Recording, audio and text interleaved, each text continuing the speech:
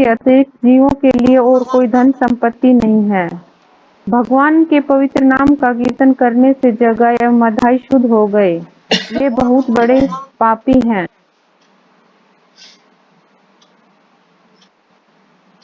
पापी थे। वे माया द्वारा मिथ्या रूप से बद्ध होकर अपना जीवन व्यतीत कर रहा हूँ। मैं हर वस्तु को मैं और मेरे से संबंधित ही देखता हूँ। अब मैं कहाँ जा सकता हूँ? भौतिक इच्छाओं का तो कोई अंत ही नहीं है। हरि के पवित्र नाम का उच्चारण करो। भौतिक आकांक्षाओं की अग्नि में जल रहे हो। हे भाई, कामना रहित होना ही प्रसन्नता का कारण है। भौतिक आनंद और मुक्ति की इच्छा को त्याग दो। शुद्ध तत्व में स्थित रहकर हरि के नाम का उच्चारण करो। भौतिक आकांक्षाओं एवं मुक्ति पवित्र नाम के द्वारा सरलता से प्राप्त किए जा सकते हैं। उनके लिए अलग से प्रयास करने की आवश्यकता नहीं है। श्रील भक्तिविनोद ठाकुर कहते हैं कि भगवान पवित्र नाम के जप के मार्ग में आई समस्त बाधाओं को दूर करने के लिए तैयार है। यदि व्यक्ति द्वारा भगवान के पवित्र नाम का जप बिना किसी अपराध के किया जाए। अब माता जी इसको थोड़ा सा मैं गाने की कोशिश करती हाँ हूँ। जी ठीक है माता जी, कोशिश कीजिए। हरि बाला हरि बाला हरि बाला भाई रे। हरि बाला हरि बाला हरि बोलो भाई रे। हरे राम आई आखे घोर निताई रे। हरे नाम आई आखे घोर निताई रे। मादर दुख देते रे। हरि नाम बिना जीवे रे। अन्न धन नाई रे। हरि नाम शुद्ध है लो जग मधाई रे। बड़ पापी झील रे। हरि नाम बोलो हरि बोलो हरि बोलो भाई रे। मच्छे माया बाद है जीवन कटाई रे। आमे आमारे बल रे। आशा वैसे धूरे धूरे आरे गाथा आई रे। आशा शेष नाई रे। हरि बल देओ भाई आशा मुख छाड़े रे। निराशा ते सुख रे। हरि बल हरि बल हरि बल भाई रे। भोग मोक्ष वांछा छड़ी हरि नाम गाई रे। शुद्ध तत्व हरे रे। हरि बल हरि बल हरि बल भाई रे। नाचो रे ना मारे गुण ओए सब फल पाई रे। तछु फल परिया से छेड़े रे। विनोद बल जाई ले ना मारे बाल हाई रे। नाम रे बल हाई छड़ी रे। हरि नाम हरि बल हरि बल हरि बल भाई रे। हरे कृष्णा कृष्णा कृष्णा हरे हरे। हरे राम राम राम हरे हरे। हरे कृष्णा कृष्णा कृष्णा हरे हरे। हरे राम राम राम हरे हरे। जय जय जय प्रभुपाद प्रभुपाद प्रभुपाद। जय शीला प्रभुपाद, जय जय गुरुदेव, गुरुदेव, जय गुरुदेव, निताय गौर हरि बोल, हरि बोल, हरि बोल, हरि बोल। हरे कृष्णा माता जी, धन्यवाद प्रणाम। हाँ जी, प्रणाम माता जी। बहुत बहुत धन्यवाद आपका भजन सुनाने के लिए। बहुत ही अच्छा भजन माता सुनाया जी और नया कोशिश भजन की थी सुनाया। क्योंकि ये पहली बार एक बार भाई तो गाया था कोशिश करनी चाहिए ना। ऐसे अब हम ये सोचे कि मेरे ऐसे को गाना नहीं आता, मैं गाऊंगा ही नहीं, तो फिर ऐसे सीख ही नहीं पाएंगे कभी भी हम। तो कोशिश करेंगे तो और अच्छा गा पाएंगे अगली अगली बार से। तो अच्छा भजन था आपका, जी फर्स्ट मैम। टाइम सुना मैंने भी इसको। तो ठीक है कविता माता जी, आप शुरू कीजिए। कविता माता जी के लिए स्वागत के लिए हरे कृष्णा महामंत्र का उच्चारण हाँ जी करेंगे। बिल्कुल, सब अनम्यूट करके हरे हरे कृष्ण कृष्णा महामंत्र बोलिए। हरे हरे कृष्णा कृष्णा हरे कृष्णा कृष्णा कृष्णा हरे कृष्ण हरे कृष्ण हरे राम राम हरे हरे राम राम राम राम राम राम कृष्ण कृष्ण राम हरे हरे। हरे कृष्णा माता जी नमः प्रणाम। अपना हरे कृष्णा वीडियो ऑन माता जी कीजिए धन्यवाद। माता जी। सभी भक्तों को दंडवत प्रणाम। प्रणाम सभी को। पूर्ण माता जी को भी सुंदर कीर्तन करने के लिए। जी माता जी, आज बहुत सुंदर कीर्तन किया माता जी आपने। धन्यवाद माता जी। गीता माता जी आज भी नहीं आई क्या? कल तो मैसेज डाला था कि मैं आऊंगी नहीं, आज भी नहीं आई क्या? चलो शुरू कीजिए आप। हरे कृष्णा माता जी, धन्यवाद हरे प्रणाम कृष्णा, सभी प्रणाम भक्तों माता को। जी। माता माता जी वीडियो ऑन कीजिए, अपना वो दिखाइए, दर्शन कराइए। ऑन नहीं करता कोई भी बहुत कम। नहीं, मैं तो कर तो लेती हूँ, पर ना आज थोड़ा सा नेटवर्क इश्यू है। मैं अच्छा सोच रही नेटवर्क थी की क्लास दिक्कत है। में ठीक है कोई बात नहीं, इस फिर वजह। आप नेटवर्क की दिक्कत तो ऐसे ही कीजिएगा। हाँ जी। प्रार्थना करूँ माता जी? हाँ जी पहले प्रार्थना करो, आती हो तो, नहीं तो आप भगवत गीता में से देख के कर सकते हो प्रार्थना। भगवत गीता में लिखी हुई ना शुरू में ही, तो वहां से पढ़ के भी कर सकते हो अगर आपको याद नहीं है तो। ओम अज्ञानतिमिरान्धस्य ज्ञानाञ्जनशलाकया चक्षुरुन्मीलितं येन तस्मै श्रीगुरुवे नमः। श्रीचैतन्यमनोभीष्टं स्थापितं येन भूतले स्वयं रूपस्तदा महां ददाति सपदान्तिकं। वन्दें श्रीगुरु श्रीयुतपदकमलं श्रीगुरुं चरणं वैष्णव श्रीरूपं सागरजातं सहगण रघुनाथान्वितं सजीवं साद्वैतं सावधूतं परिजनसहितं कृष्णचैतन्यदेवं श्रीराधाकृष्णपादां शरणं ललितां श्रीविशाखान्विताश्च।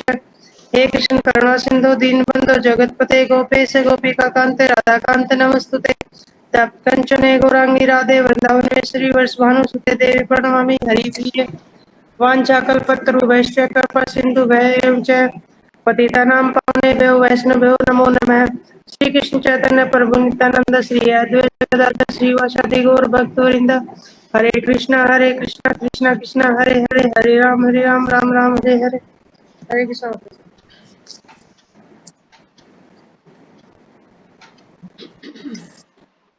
भगवत गीता अध्याय 2 गीता का सार श्लोक नंबर 21। हरे कृष्णा। जैसे कि श्री कृष्ण भगवान पहले श्लोकों में हर एक में बताते आ रहे हैं कि भाई ये आत्मा शाश्वत है, ये कभी न मरती है, न इसको खर्च किया जा सकता है, न इसका विनाश हो सकता है। तो ऐसे ही इस यहाँ पे भी आके भगवान जी बार बार हर किसी न किसी तरीके से अर्जुन को ये समझाने की कोशिश कर रहे हैं कि भाई जो तुम जिनको मारने में तू शोक कर रहा है, अपने संधियों को, गुरुओं को, जो भी है, ये उनको तू मार नहीं रहा है। वे कभी मरेंगे नहीं। उनका तो सिर्फ जो उनका शरीर है उसको खत्म कर रहा है। ये नश्वर शरीर है और इसके जो इन्होंने जो अपराध किए हैं सिर्फ उनका दंड दे रहा है। तो ऐसे ही हम अलग अलग तरीके से अब भगवान अर्जुन को समझाने की कोशिश कर रहे हैं और इस लोक में भी ऐसे ही कोशिश करते हैं। वेदा विनाशिनं नित्यं य येनमजं व्ययम् कथं स पुरुष पार्थकम् घातयति हन्तिकम्। माता जी उच्चारण में कोई गलती हो तो माफ करना। ठीक किया माता जी, अच्छा किया। अभी सभी उच्चारण कर सकते हैं क्योंकि माता जी की इच्छा की हम सभी उच्चारण करेंगे, इस तरह से फिर हम श्लोकों को हम भी पढ़ पाएंगे। तो सभी उच्चारण कर सकते हैं बारी बारी से। जो भी उच्चारण करना चाहता है वो इसको उच्चारण कर सकता है। भगवद गीता जिसके पास रखी है तो 21वां श्लोक है ये अध्याय 2 का। तो आप बारी बारी उच्चारण कीजिए जो भी करना चाहे।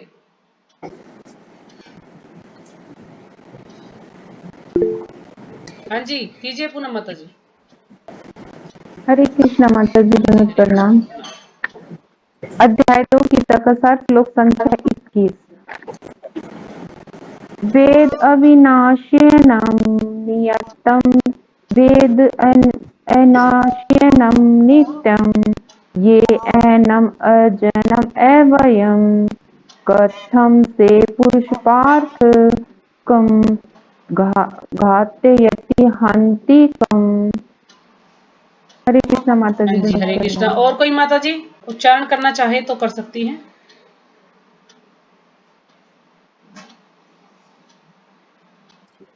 हरे कृष्णा माता जी, कौन हाँ सा जी करना है? 21वां? 21वां श्लोक है माता जी, दूसरे अध्याय का।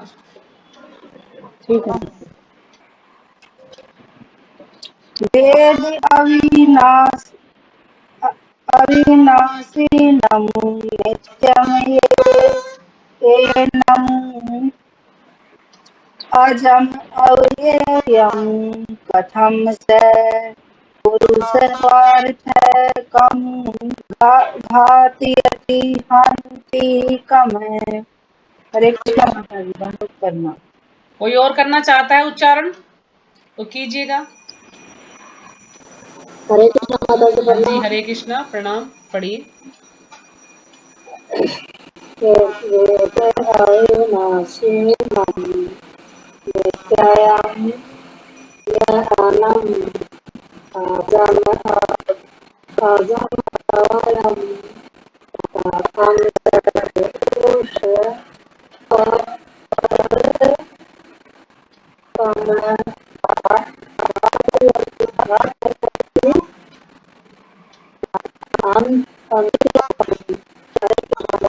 जी हरे कृष्णा। और कोई? हरे कृष्णा माता जी, हाँ दंडवत जी प्रणाम। प्रणाम माता जी, कीजिए। अध्याय 2 संख्या 21। वेद विनाशिनं नित्यये येनं जयम् कथं कथं च पुरुषः पार्थैकं घातयति हन्तिकम्। ठीक हरे माता जी हरे कृष्णा। और कोई? और कोई उच्चारण करना चाहता है? हाँ जी हाँ जी कविता माता जी कुछ पूछ रही हैं? अच्छा ठीक है। कोई और उच्चारण करना चाहता है? हो गया सबका? ठीक है तो मैं पढ़ती हूँ। वेदा विनाशिनं नित्यं य एनं जं व्ययम् कथं स पुरुष पार्थिकं घातयति हन्तिकम्। तो ठीक है माता जी, अब शुरू कर सकते हैं। वेद जानता है अविनाशिनम अविनाशी को, नित्यम शाश्वत यह जो एनम इस आत्मा, अजम अजन्मा अव्यम निर्विकार, कथम कैसे, स वह पुरुष है पुरुष, पार्थ हे पार्थ अर्जुन, कम किसको, घात्यति मरवाता है, हंति मारता है, कम किसको। तात्पर्य सूर्यवाद। हे पार्थ, जो व्यक्ति यह जानता है कि आत्मा अविनाशी अजन्मा शाश्वत तथा अव्यय है, वह भला किसी को कैसे मार सकता है या मरवा सकता है। भगवान कृष्ण अर्जुन से कहते हैं कि हे पार्थ, जो व्यक्ति यह जानता है कि आत्मा न मर सकती है, ना इसका विनाश हो सकता है, ना ये पैदा होती है, ना जन्म ना इसका कभी जन्म होता है, ना इसकी मृत्यु होती है, ये शाश्वत है। अवयव अवयव मतलब जिसको क्षय नहीं होता, खर्च नहीं होता, अवयव जिसका यानी जिसमें कोई न, परिवर्तन नहीं होता। अवयव का अर्थ है किसमें कोई परिवर्तन नहीं होता। तो वह भला किसी को कैसे मार सकता है, मरवा सकता है। तो मतलब कृष्ण अर्जुन को समझा रहे कि भाई तू कैसे उनको कैसे मार सकता है, मरवा सकता है, जो कभी जिसका अंत होता ही नहीं है। वो ऐसे समझाने की कोशिश कर रहे हैं। तात्पर्य प्रभुपाद द्वारा प्रत्येक वस्तु की समुचित उपयोगिता होती है। मतलब जो भी चीजें हैं, जो भी वस्तु है, उसका कुछ ना कुछ उपयोग जरूर होता है। और जो ज्ञानी है वह जानता है। जो ज्ञानी हो वो इस चीज को जान सकता है कि किसी वस्तु का कहाँ और कैसे प्रयोग किया जाता है। जैसे कि इसमें ये उदाहरण दिया जाता है वह है कि प्रभुपाद द्वारा कि एक सिपाही होता है जो बॉर्डर पे खड़ा होता है, उसके हाथ में बंदूक होती है, उसके पास एक बंदूक होती है, तो वो वहां पे बॉर्डर पे खड़ा होकर दुश्मनों को कितना भी मार दे, उसको मतलब वो इनाम मिलेगा, उसको परमवीर चक्र मिलेगा, जो उसको कुछ ना कुछ उपहार दिया जाता है। परंतु वही सिपाही अगर देश में आकर आम जनता पर उसकी बंदूक का उपयोग करे, मतलब है बंदूक है एक वस्तु है जिसका उपयोग अलग अलग जगह पर अच्छे के लिए भी किया जा रहा है और बुरे के लिए भी। तो आप उस बंदूक को अगर आम जनता में उपयोग करेंगे, आम लोगों को मारेंगे, तो आपको फांसी होगी, सजा मिलेगी।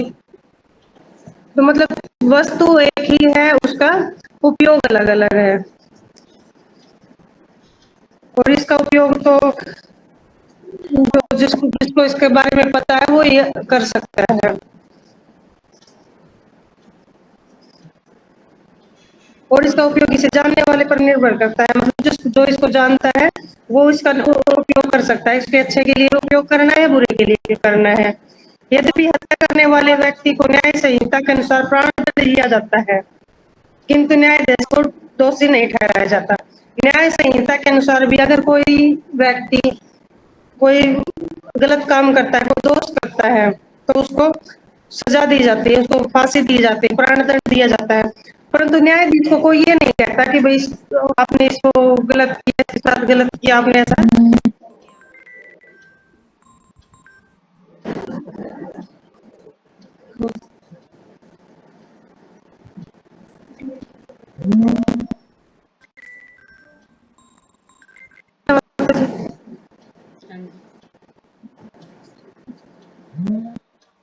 फोन आ रहा है क्या? किसका फोन बज रहा है ये?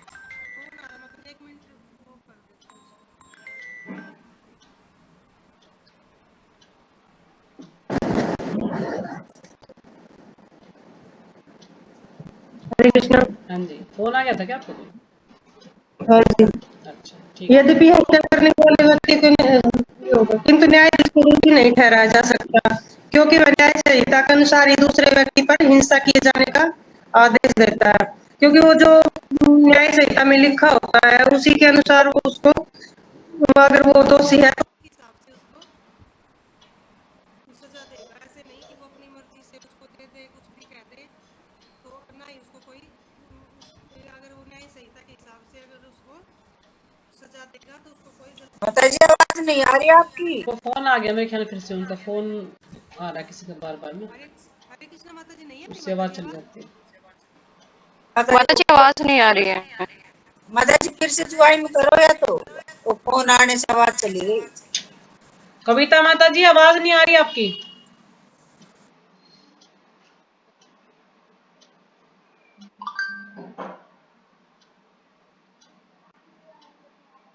माता जी आप इतने ये बता दो कि आपने ऐप प्रीमियर का क्या बताया था? लेफ्ट हो गई माता जी वो। हाँ, कर रही है ज्वाइन। मतलब जिसको उसको मापा नहीं जा सकता माता जी, एप्रिल का मापा नहीं जा सकता। अच्छा, उसको मापा नहीं जाता। इसका अवयव का आपने बताया कि कभी इसमें कोई परिवर्तन नहीं परिवर्तन होता। नहीं होता उसमें। धन्यवाद माता जी। हरे कृष्ण माता जी। हाँ जी, शुरू करूं? हाँ जी करो। क्योंकि वह न्याय संहिता के अनुसार ही दूसरे व्यक्ति पर हिंसा किए जाने का आदेश देता है। तो जैसे इसको किसी को अगर प्राणदंड की सजा दे तो है वो भी एक अपराधी है, मतलब वो है, पर उसको न्याय संहिता के अनुसार उसको प्राणदंड दिया गया, उसके कर्मों के अनुसार उसको दंड दिया गया, तो इसलिए न्यायाधीश को कोई गलत नहीं ठहरा सकता।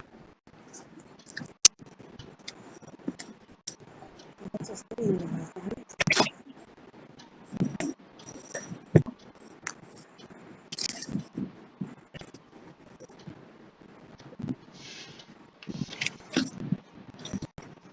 ग्रंथ मनु संहिता में भी इसका समर्थन किया गया है कि हत्यारे को प्राण दंड देना चाहिए, जिससे उसे अगले जीवन में अपना पाप कर्म भोगना न पड़े।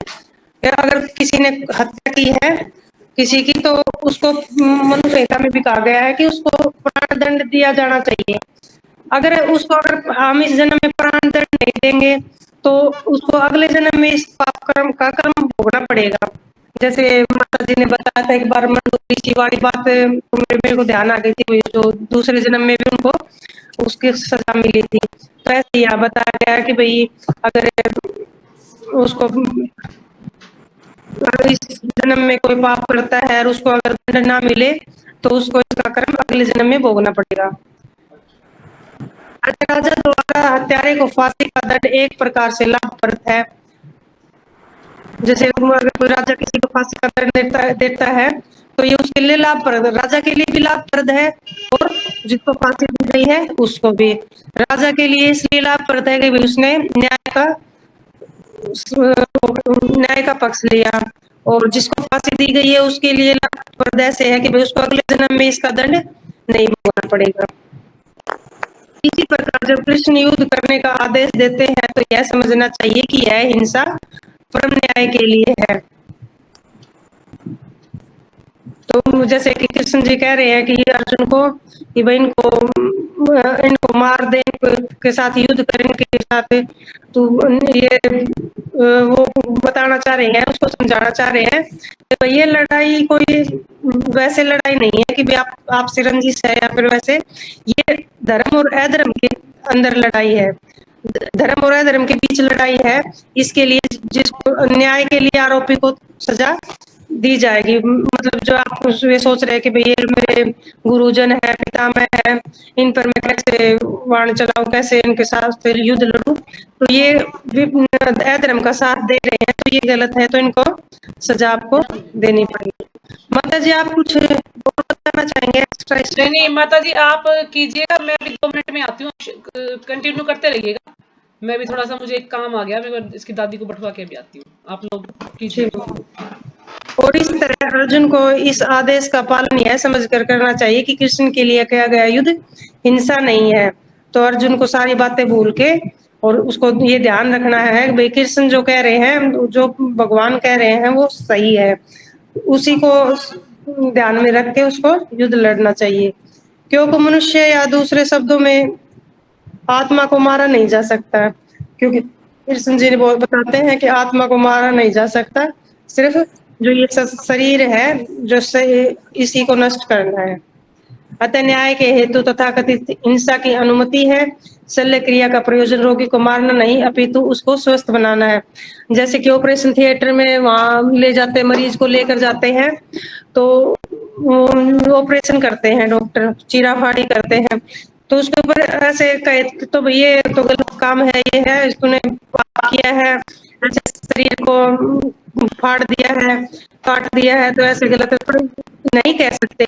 क्यों? क्योंकि रोगी के जो शरीर से जो चीजें हैं वो निकाल के बाहर निकालेंगे तो स्वस्थ रहेंगे। वाले जाने वाले पूरे ज्ञान के साथ हो रहा है, ऐसे पाप की संभावना नहीं है। तो अगर अर्जुन ये सोचे कि भाई मैं अपने संबंधियों को, अपने पितामह को मारूंगा और उससे मुझे पाप लगेगा, तो ये बात गलत सोच रहा है। और कृष्ण भगवान उसके साथ है, वो उनको आदेश दे रहे हैं, तो उसको इस चीज का पाप नहीं लगेगा।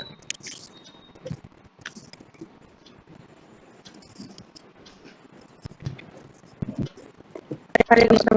हाँ जी कीजिए, अगला श्लोक कीजिए। वासांसि जीर्णानि यथा विहाय पापानि गृह्णाति नरोरुपाणि तथा शरीराणि विहाय जीर्णानि नैनानि संयाति नवानि ते। माता जी माफ करना तो ठीक है माता जी, सभी को ऐसे ही पढ़ना आता है, धीरे धीरे सीख जाएंगे सब। हाँ जी, कोई श्लोक और दोहराना पढ़ेंगे? चाहता है तो पढ़ सकता है, उच्चारण कर सकता है श्लोकों का। माता जी मैं करूं? हाँ जी बिल्कुल, जी जी। शांति जिनानि यथा विहाय नमानि धरणानि नरोपराणि तथा शरीराणि विहाय जीर्णानि अन्यानि सयाति नमानि देहि। हरे कृष्ण माता जी। ठीक है, पूनम माता जी आप कीजिए। हरे कृष्ण माता जी नमस्ते। प्रणाम। कांशांसि जीयानि यथा विहाय नामानि गृहाति नरोपराणि तथा शरीराणि विहाय जीर्णानि नयानि संयाति नमानि देहि। हरे कृष्ण माता जी नमस्ते। हरे कृष्ण। जी बिल्कुल कीजिए। मांसांसि जीर्णानि यथा विहाय नवानि गृह्णाति नरोपराणि तथा शरीराणि विहाय जीर्णा अन्यानि संयान्ति नमामि देहि। हरे कृष्ण। हाँ जी हरे कृष्ण। हाँ जी, और कोई? कांता माता जी आप करेंगी? कांता माता जी, हाँ जी ठीक है, आप कीजिए। रमा माता जी आप कीजिए। हरे कृष्ण माता जी। हाँ जी हरे कृष्ण। वांसांसि जीर्णानि यथा विहाय नवानि गृह्णाति नरोऽसि प्राणि तथा शरीराणि विहाय न्यहानि न्यहान्ति नवानि देहि।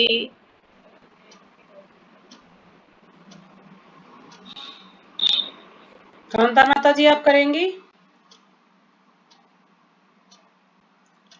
और कोई करना चाहता है श्लोक का उच्चारण? हरे हाँ जी कृष्ण माता जी। कीजिए, प्रणाम कीजिए। अध्याय 2 श्लोक संख्या 22।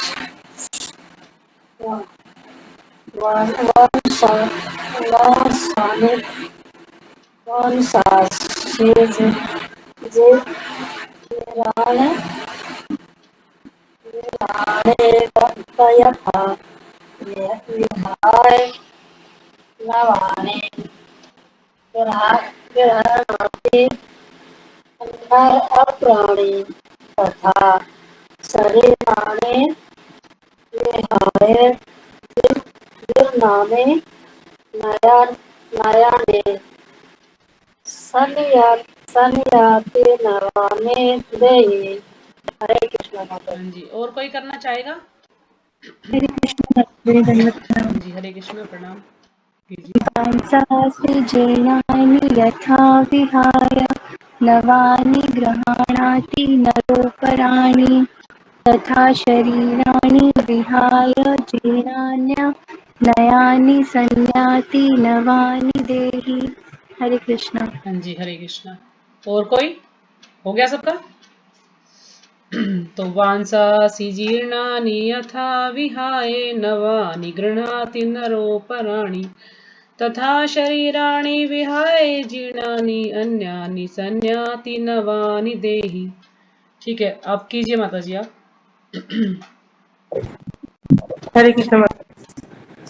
वासांसी वस्त्रों को जीर्णानि पुराने तथा फटे यथा जिस प्रकार विहाय त्याग कर नवानि नए वस्त्र गृहणाति ग्रहण करता है नर मनुष्य अपराणी अन्य तथा उसी प्रकार शरीराणि शरीर को विहाय त्याग कर जीर्णानि वृत्त तथा वृत्त अन्यानि भिन्न संयाति स्वीकार करता है नवानि नए देहि देहधारी आत्मा।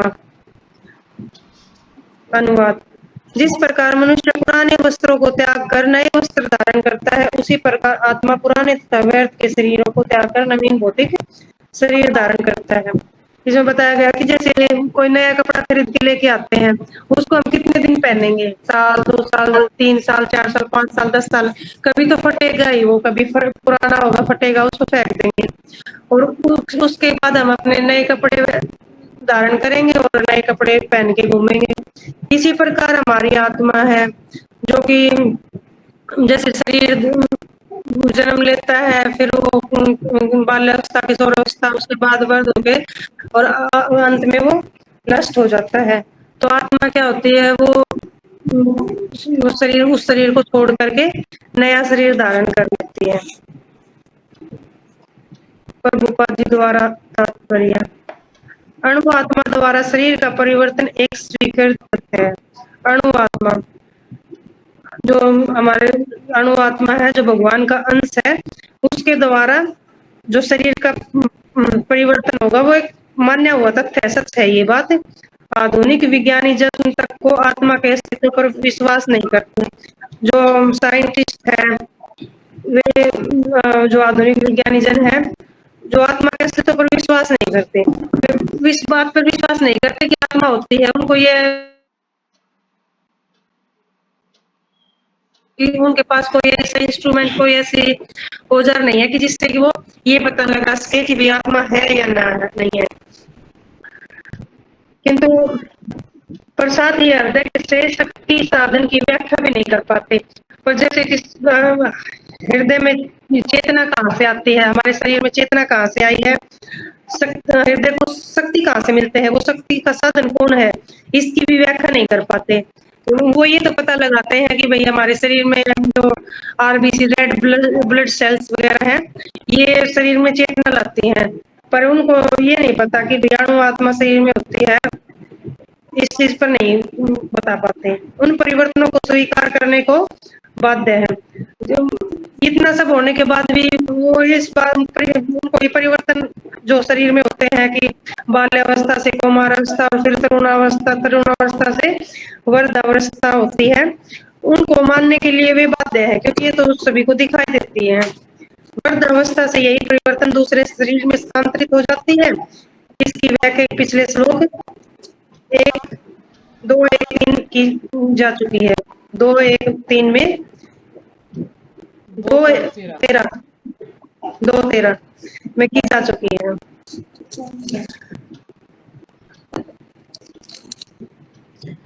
ये इसमें बताते हैं कि जो हमारा हृदय होता है, इसमें भगवान हमारे हृदय में बैठे होते हैं।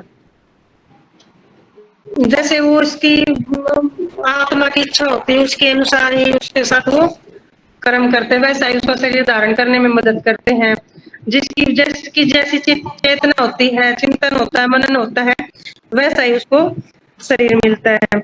जैसा कि ये इसमें बताया गया कि अंत काल में जैसे आदमी कोई गुजरता है, मरता है, उसका अंत काल में जैसे टाइम पे जैसा उसकी चेतना होती है, उसको उसी हिसाब से उसका शरीर मिलता है। जैसे वो अगर वो भगवान की स्मृति करता है तो भगवान के धाम चला जाता है, अगर किसी और चीज की स्मृति रखता है तो उसका किसी जानवर की, किसी पशु की, किसी पक्षी की ऐसे कोई स्मृति रखता है तो उसको उसका शरीर वैसा ही मिलता है। जैसे इसमें बताया गया कि भाई जैसे एक उदाहरण देके कि जैसे 12वीं क्लास के बोर्ड के एग्जाम होते हैं, तो अगर कोई बच्चा पूरी साल की सोचे कि मैं ना आखिरी टाइम पे मैं तैयारी कर लूंगा और एग्जाम में मैं फर्स्ट आऊंगा, अच्छे मार्क्स आएंगे, तो ऐसा हो सकता है क्या? नहीं हो सकता ना, क्योंकि अगर वो पूरी साल पढ़ाई ना करके और आखिरी में कुछ दिन पढ़ेगा तो सिर्फ पास हो सकता है, अच्छे मार्क्स तो नहीं आ सकते, टॉप तो नहीं कर सकता, उसको सिर्फ पास हो सकता है।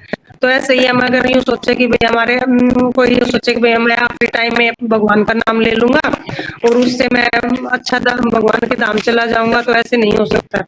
वैसे ही जैसे विद्यार्थी को पूरे साल पढ़ाई करनी चाहिए, तो उसी उससे आदमी को, जो भी भगत है, उनको पूरी जिंदगी भगवान का स्मरण करेगा, जब भी उसको आखिरी टाइम पे भगवान उसके ध्यान में आएंगे। तो इसमें एक एग्जांपल दिया गया कि एक साहूकार थे, उसके मतलब 3 बेटे थे, वो हमेशा वो अपने धन प्रॉपर्टी इसमें लगा रहता था। तो किसी ने कहा कि भाई तू भगवान को याद कर ले, भगवान के धाम जाना, ये प्रॉपर्टी धन पैसा ये नहीं जाएगा। तो बोला कि देख लेना, मैं आखिरी टाइम में भगवान को याद कर लूंगा और भगवान के धाम जाऊंगा। तो जब एक बार वो बहुत बीमार हो गया, उसको बहुत सीरियस टाइप में, तो उसके तीनों बेटे उसके सामने खड़े थे। तो बोला कि भाई अब तुम यहाँ क्या कर रहे हो? उसको देखा, उन्होंने बोले पिताजी आपकी तबीयत ज्यादा खराब थी, हमें लगा कि भाई आपका ना आप शरीर त्याग दोगे, तो हम आपकी सेवा में लगे हुए थे। तो उसको मतलब लास्ट टाइम में जाने वाला था, तो उसको अपने उसकी दुकान की उसकी प्रॉपर्टी का ध्यान आया। उसने कहा अरे गधो, तुम यहाँ हो तो काम कौन संभालेगा? गधो तुम यहाँ क्या कर? तो उसको मतलब लास्ट टाइम पे ऐसे अपने बच्चों को गधे की स्मृति आई। तो ऐसा बोला गया कि भाई उसको हो सकता है किस चीज का शरीर मिलेगा? गधे का ही मिलेगा। तो उसने भगवान को नहीं जपा। उस टाइम पे भी उसको प्रॉपर्टी और पैसा ही दिखाई दिया। और इसमें ये वो माता जी क्या नाम था उनका, वो अजामिल का दिया गया कि बताया गया कि अपने बच्चों का नाम भी भगवान के नाम पे रखो, तो शायद हम बच्चों से प्यार करें और उनको सारा दिन उनको पुकारे बोले, तो लास्ट टाइम पे हो सकता है कि भाई हमें उनका ही नाम याद आ जाए। जैसे अजामिल ने किया था, अपने बच्चे का बेटे का नाम नारायण रखा था, तो आखिरी में वो भगवत धाम चले गए थे। उसी प्रकार एक यवनों का उदाहरण दिया गया है। यवन को जब एक शुक्र मारता है तो वे यवन ऐसे बोलते हैं हराम हराम, जैसे हम बोलते हैं हटो हटो दूर हटो, ऐसे वो यवन बोलता है कि हराम हराम हराम। तो ऐसे राम जी ने सुना कि भाई ये तो राम राम कर रहा है, वो बोल तो हराम रहा था, पर राम जी ने दयालु है, उन्होंने बोला कि मेरा नाम रट रहा है, तो वो उसको अपने साथ लगे। मतलब उसने पूरी जिंदगी कोई अच्छा काम नहीं किया, पर आखिरी टाइम में जब उसको मुंह से भगवान का नाम निकला, तो उससे ही उसको भगवान अपने साथ ले गए।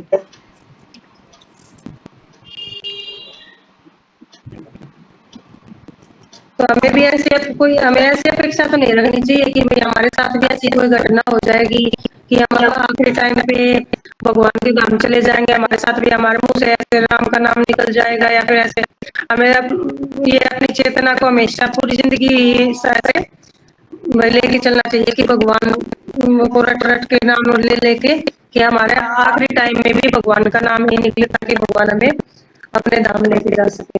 जो ऐसे है कि जो जैसा चिंतन करेगा, जैसा मनन करेगा, भगवान उसको पकड़कर अपने धाम ले जाए। तो हम अपने मन को भगवान के चरणों में सौंप देना चाहिए और उनका चिंतन होगा, तभी हम कृष्ण चेतना में जाएंगे और कृष्ण के धाम पे जाएंगे। अणुआत्मा का दूसरे शरीर में स्थानांतरण परमात्मा की कृपा से संभव हो पाता है। जो अणुआत्मा है वो अगर दूसरे शरीर में जाएगी तो भगवान के परमात्मा की कृपा से जाएगी। अगर हम भगवान को जपेंगे, भगवान का नाम लेंगे, तो वो आत्मा तभी दूसरे शरीर में जाएगी। परमात्मा अणुआत्मा की इच्छाओं की पूर्ति उसी तरह करते हैं जिस प्रकार एक मित्र दूसरे की इच्छा पूर्ति करता है। भगवान भी अणुआत्मा की इच्छाओं की पूर्ति उसी प्रकार करते हैं। जैसे कोई मित्र होता है तो दूसरे मित्र की इच्छा की पूर्ति करता है। मुंडक तथा श्वेताश्वर उपनिषदों में आत्मा तथा परमात्मा की उपमा दो मित्र पक्षियों से दी गई है जो एक ही वृक्ष पर बैठे हैं। दो मित्र पक्षी जो वृक्ष है वो है हमारा शरीर, और जो दो पक्षी है वो है अणुआत्मा और दूसरी है परमात्मा। इनमें से एक पक्षी अणुआत्मा वृक्ष के फल को खा रहा है और दूसरा पक्षी कृष्ण अपने मित्र को देख रहा है। जैसे हमारे हृदय में दो पक्षी बैठे हैं, एक कृष्ण भगवान है वो परमात्मा, और दूसरा है अणुआत्मा जो हमारा मन है। यद्यपि दोनों पक्षी समान गुण वाले हैं, किंतु इनमें से एक भौतिक वृक्ष के फलों पर मोहित है, किंतु दूसरा अपने मित्र के कार्यकलापों को साक्षी मात्र है। दोनों में गुण समान पाए जाते हैं। अणुआत्मा और परमात्मा वैसे तो परम गुण भगवान के होते हैं, जो बोले बता रहे 64 गुण है वो तो भगवान में ही पाए जाते हैं, और जो बाकी 50 गुण होते हैं वे अणुआत्मा में पाए जाते हैं। वे भी बहुत कम मात्रा में, अल्प मात्रा में बताया गया कि अल्प मात्रा में अणुआत्मा के अंदर ये गुण पाए जाते हैं। और जो अणुआत्मा है वो भौतिक वृक्ष जो हमारा शरीर है और भौतिक क्रियाकलाप है उन पर मोहित है, भौतिक वृक्ष के फलों पर मोहित है। और जो दूसरा है जो भगवान है वो उसको बैठकर देख रहा है। तो कृष्ण साक्षी पक्षी है, कृष्ण उनको देख रहा है और अर्जुन फल भोगता है। तो इसमें ये बताया गया कृष्ण और अर्जुन दोनों में दो पक्षी हैं, जो एक तो कृष्ण है वो अर्जुन को देख रहा है और अर्जुन उस चीजों को फल भोगता है। मतलब वो संबंधियों के अपने परिवारजनों के उसमें मोह में फंसा हुआ है। यद्यपि दोनों मित्र हैं, वैसे तो दोनों मित्र हैं, किंतु फिर भी एक स्वामी और दूसरा सेवक है। दोनों मित्र है, दो मित्र है तो ये कह सकते हैं कि बराबर के होते हैं मित्र तो, परंतु यहाँ फिर भी कृष्ण है वो स्वामी है और अर्जुन है वो सेवक है। अणु आत्मा द्वारा इस संबंध की विस्मृति उसके एक वृक्ष से दूसरे पर जाने या एक शरीर से दूसरे में जाने का कारण है। अणु आत्मा जो होती है उसकी विस्मृति, उसके संबंध की विस्मृति, जैसे वो है वो कैसी स्मृति रखता है, कैसा सोच रखता है, कैसी चिंतन करता है, कैसा मनन करता है, उसको उसे मतलब एक शरीर से दूसरे शरीर में जाने का कारण है।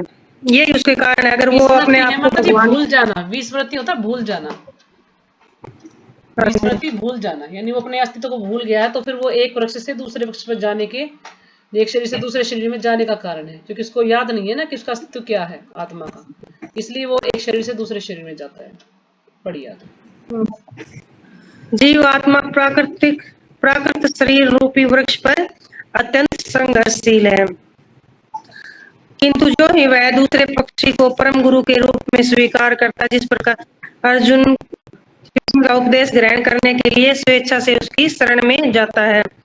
जैसे अगर ये जीव आत्मा भी अपने आप को भगवान के चरणों में सौंप दे तो सारा भार भगवान उठा लेंगे।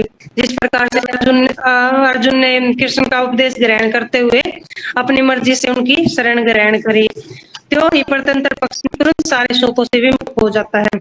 तो जो वो पक्षी है जो अणु आत्मा है वो सभी शोकों से मुक्त हो जाएगी।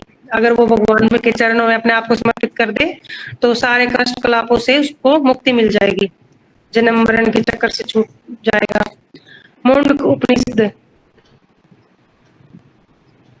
3:1-2 तथा श्वेताश्वर उपनिषद 4.7 समान रूप से इसकी पुष्टि करते हैं। मुंडक उपनिषद और श्वेताश्वर उपनिषद में भी इसकी पुष्टि की गई है। समाने वृक्षे पुरुषो निमग्नो निश्या शोचति मुहामान जुष्ट यदा पश्यतन्मीशमस्य महिमान्मिति वीति शोक। यद्यपि दोनों पक्षी एक ही वृक्ष पर बैठे हैं, किंतु फल खाने वाला पक्षी वृक्ष के फल के भोक्ता के रूप में चिंता तथा विषाद में निमग्न है। दोनों एक ही पक्षी हमारे हृदय में बैठे हैं, आत्मा और परमात्मा दोनों पक्षी, किंतु एक फल खाने में लगा हुआ है और दूसरा उसको देख रहा है, उसको वो कर रहा है, साक्षी है। यदि किसी तरह वह अपने मित्र भगवान की ओर उन्मुख होता है, यदि वो मतलब भौतिक चीजों को छोड़कर, जो भोक्ता बना हुआ है भौतिक चीजों को छोड़कर अगर वो भगवान की तरफ देख ले, भगवान की तरफ देख हो जाए तो उसके सारे कष्ट मिट जाएंगे और उनकी महिमा को जान लेता है तो वह कष्ट भोगने वाला पक्षी तुरंत समस्त चिंताओं से मुक्त हो जाता है। यदि वो एक बार भी भगवान की तरफ आकृष्ट हो जाए, भगवान को देख ले, उनके चरणों में चला जाए तो और उनकी महिमा को जान लेता है तो उसको सारे कष्ट मिट जाएंगे और वो चिंताओं से मुक्त हो जाता है। अब अर्जुन ने अपना मुख अपने शाश्वत मित्र कृष्ण की ओर फेरा है और उनसे भगवत गीता समझ रहा है। इस प्रकार वह कृष्ण से श्रवण करके भगवान की परम महिमा को समझकर शोक से मुक्त हो सकता है।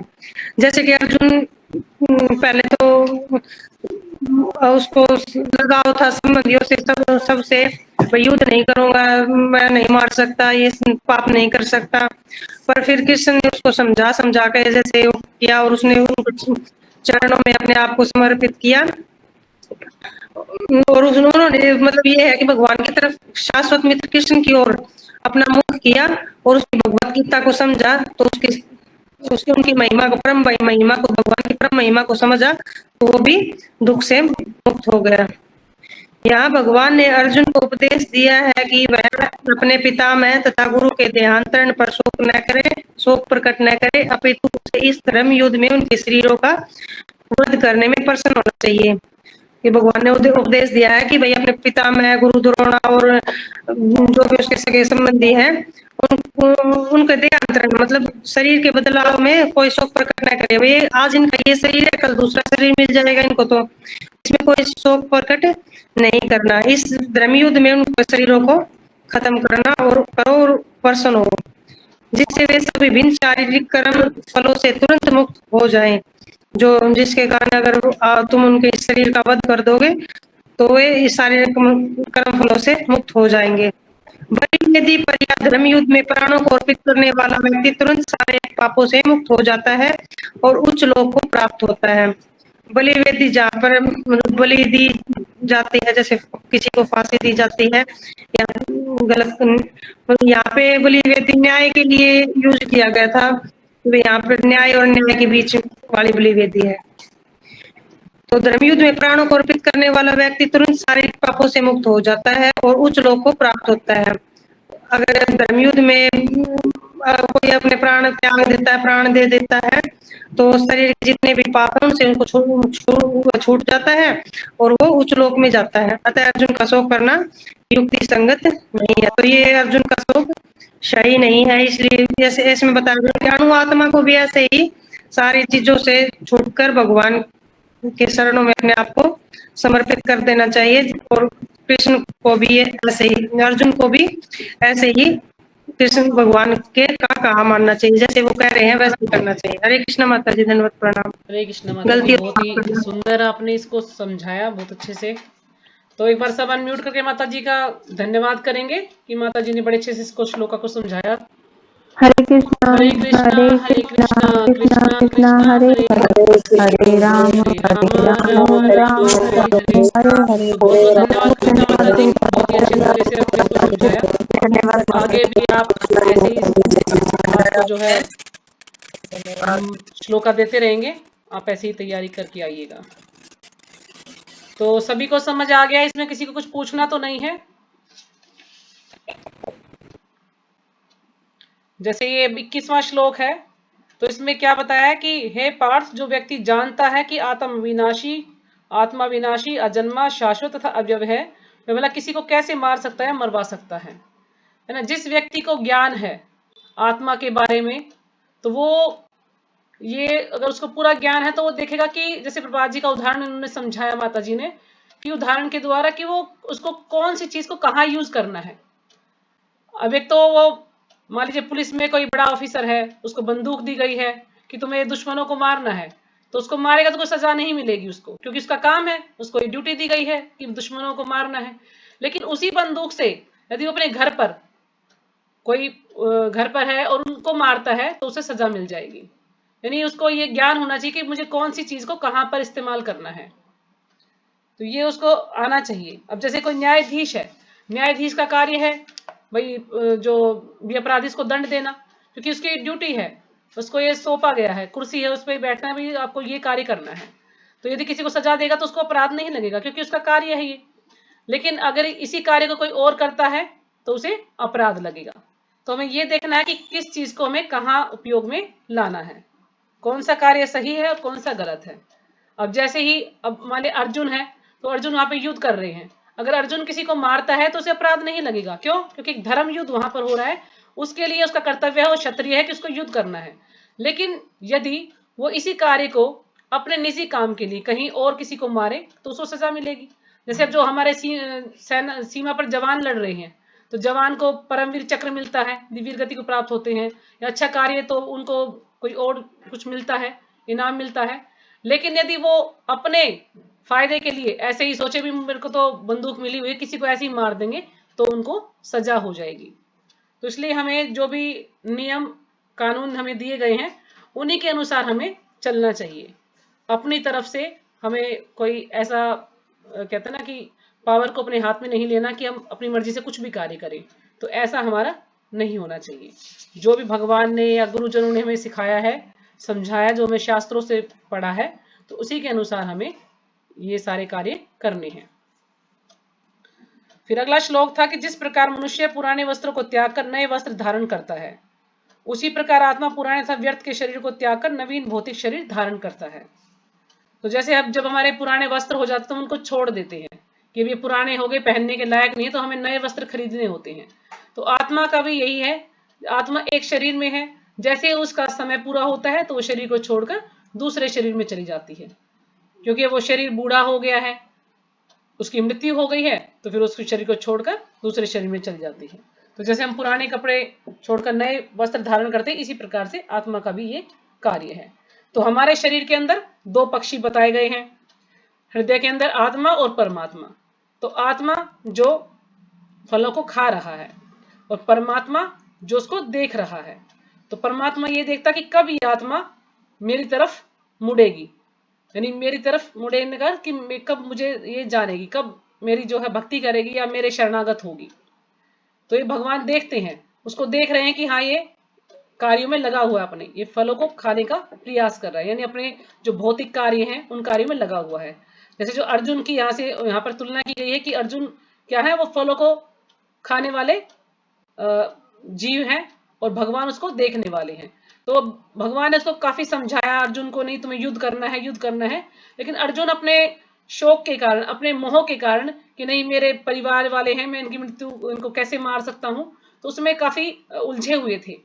तो फिर भगवान उनको समझाने का प्रयास करते हैं बार बार, लेकिन फिर अर्जुन समझ जाते हैं और अर्जुन क्या करते हैं, पूरी तरह से भगवान के शरणागत हो जाते हैं और भगवान को कहते हैं कि आप मेरे स्वामी हो, मैं आपका शिष्य हूं, जो आपको जैसे करना है आप कीजिए, जो मेरे लिए अच्छा है आप वो कीजिए। क्योंकि जब तक हम पूरी तरह से भगवान के शरणागत नहीं होते, जब तक हमें ज्ञान प्राप्त नहीं होता, तो हमें पूरी तरह भगवान के शरणागत होंगे, तभी भगवान भी जो है अपनी कृपा हम पर करते हैं, तभी हमें भगवान की पूरी कृपा मिलती है, पूरी तरह से शरणागत होते हैं। जैसे द्रौपदी का उदाहरण दिया जाता है कि द्रौपदी ने पहले सोचा था कि मैं अपनी लाज कुछ बचा लूंगी, तो वो पहले एक हाथ से साड़ी को पकड़ा हुआ है, एक हाथ से ऐसे करके भगवान को याद कर रही है, लेकिन भगवान नहीं आए। जब उसे दोनों हाथ उठाकर भगवान को पूरे शरणागत होकर कि भगवान आप ही हैं जो कुछ करने वाले हैं, तो भगवान जो है फौरन आए वहां पर और भगवान ने इतनी बड़ी साड़ी भेजी कि कोई उनकी कुछ नहीं बिगाड़ पाया उनका। दुशासन थक चुका था बिल्कुल साड़ी उतारते उतारते और कुछ भी नहीं कर पाया। तो इसलिए पूरी तरह से हम भगवान के शरणागत होंगे तो फिर भगवान हमारी सहायता करते हैं। और जीव ये सोचे नहीं नहीं मैं अपने दम पे सब कुछ कर लूंगा, तो वो कुछ नहीं कर सकता। हर चीज में भगवान की और गुरु महाराज की कृपा चाहिए, तभी हम कर सकते हैं। यदि हमें प्रचार भी करना है ना, किसी को भक्त भी बनाना है, या यहाँ पर हम बैठकर बोल रहे हैं, तो उसके लिए भी हमें भगवान की और गुरु महाराज की कृपा चाहिए, नहीं तो कोई एक शब्द भी यहाँ पर नहीं बोल पाता। तो इसलिए उनकी कृपा जरूरी है। तो हम पूरी तरह से भगवान के शरणागत हो जाएं, ताकि हमें भगवान की जो अहत्व की कृपा है वो मिल जाए। तो ठीक है, सबको समझ आ गया होगा ये। तो किसी को कुछ पूछना है तो पूछ सकते हैं।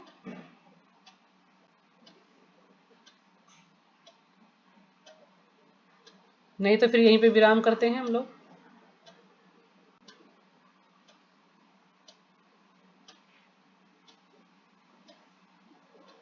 ठीक है, विराम करें फिर यहीं पे। सभी को समझ आ गया जी है? माता जी। ठीक है। हरे कृष्ण। हरे कृष्ण माता जी, नमस्कार प्रणाम, बहुत बहुत कल धन्यवाद कमलेश आपने माता जो जी दोबारा आप से रिपीट किया उसके लिए। कमलेश माता जी कल आप जो है श्लोक तैयार करके आइएगा, 23वां और 24वां। वैसे तो आदिल्य माता जी ने मुझे बोला है कल करने के लिए, तो वो आएंगी तो ठीक है, क्योंकि उनका कल ही पता लगेगा वो आएंगी कि नहीं आएंगी, है ना। तो अगर वो आएंगी तो वैसे भी वो एक ही श्लोक करेंगी 23वां, अगर वो आती हैं। नहीं आती तो फिर आप दोनों श्लोक तैयार कर लीजिएगा, आप फिर कीजिएगा इसको कल, ठीक है। अगर वो आ जाएंगी तो फिर हम आपको अगला एक श्लोक और दे सकते हैं, फिर आपको हम 24वां और 25वां दे देंगे, तो अपनी तैयारी रखिएगा, ठीक है। तो वांछा कल्पतरुभ्यश्च कृपा सिंधु एव च पतितानां पावनेभ्यो सभी का वैष्णवेभ्यो बहुत नमो बहुत नमः। धन्यवाद। हरे कृष्ण माता जी। हरे कृष्ण माता जी, धन्यवाद, प्रणाम। प्रणाम माता जी। अगर इनके अलावा कोई और भी श्लोका पढ़ना चाहता है, कोई और भी क्लास करना चाहता है, तो मुझे बता सकता है, ठीक है। हम उसको भी मौका देंगे करने के लिए। ठीक है।